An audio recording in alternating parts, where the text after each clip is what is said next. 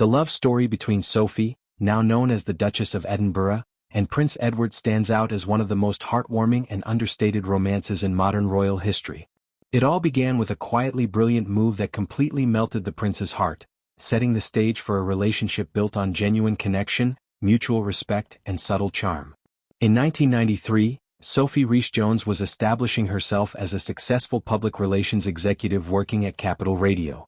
Her professional path crossed with royalty during a charity tennis challenge event she was helping to organize. Fate played a pivotal role when former tennis professional Sue Barker had to pull out of a scheduled photo call at the event. Sophie, ever professional and adaptable, stepped in to take her place, positioning her directly in the presence of Prince Edward. According to insights from royal author Sean Smith in his book Exploring the Royal Family Dynamics, there was no immediate spark or visible electricity between them during that photo call. Observers noted nothing particularly romantic in the air, no lingering glances or hints of instant attraction. There was certainly no indication that the prince would soon reach out personally, perhaps suggesting something casual like a trip to the movies. It was all very matter-of-fact and professional. In keeping with the practical nature of the event, Sophie simply left Edward her phone number.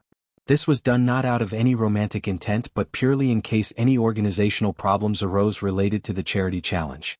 It was a standard professional courtesy, nothing more. Months passed without any contact, and then, completely out of the blue, Edward rang her. The invitation he extended was unexpected and unique: a game of real tennis followed by supper at the palace. Real tennis, an ancient and intricate sport distinct from the modern lawn version, is a niche interest often associated with historical and aristocratic circles. Despite knowing very little about the sport, Sophie accepted the invitation graciously. During their time on the court, Edward took the time to happily explain the rules and knocked a few balls back and forth to demonstrate. It was a relaxed, informal setting that allowed their personalities to shine through naturally. What truly set Sophie apart and worked her magic in a much subtler way was her precious gift of making men feel totally at ease. This innate ability allowed both her and Edward to relax almost instantly in each other's company. In a world where royal interactions can often feel stiff or formal, this ease was refreshing and disarming, creating an environment where genuine conversation and connection could flourish without pressure.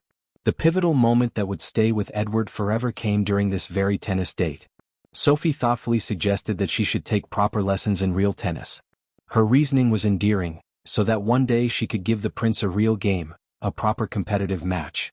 This wasn't just polite small talk, it was a considerate acknowledgement of his interest in the sport, combined with a forward-thinking expression of wanting to share in it meaningfully. Edward's reaction was immediate and profound. He beamed with delight.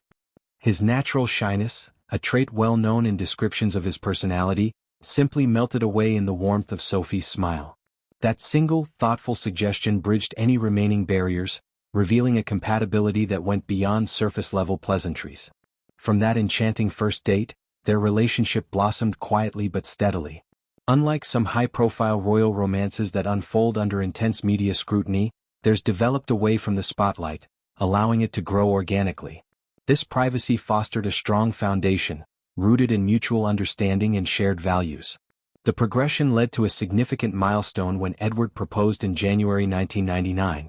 The couple married later that same year in a beautiful and elegant ceremony at St. George's Chapel, a venue steeped in royal tradition and history.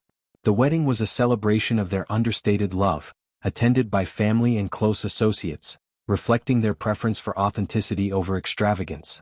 Their family life further solidified their bond with the arrival of two children. Lady Louise Mountbatten-Windsor and James Mountbatten-Windsor, who hold positions in the line of succession to the throne, brought joy and completeness to their household. Raising their children with a sense of normalcy despite their royal status has been a hallmark of Sophie and Edward's approach to parenthood. Reflecting on this origin story, the power of subtle gestures becomes evident. Sophie's suggestion to learn real tennis wasn't flashy or overt. It was personal, thoughtful, and demonstrated genuine interest in Edward's world. In a single moment, it transformed a polite invitation into the start of a lifelong partnership. The role of fate cannot be overlooked. The unexpected withdrawal from the photo call, the practical exchange of contact details, the delayed but timely phone call. Each element aligned perfectly to bring them together. Edward's shyness melting away highlights how Sophie's calming presence was exactly what he needed. In royal circles, where composure is expected, finding someone who effortlessly eases tension is invaluable.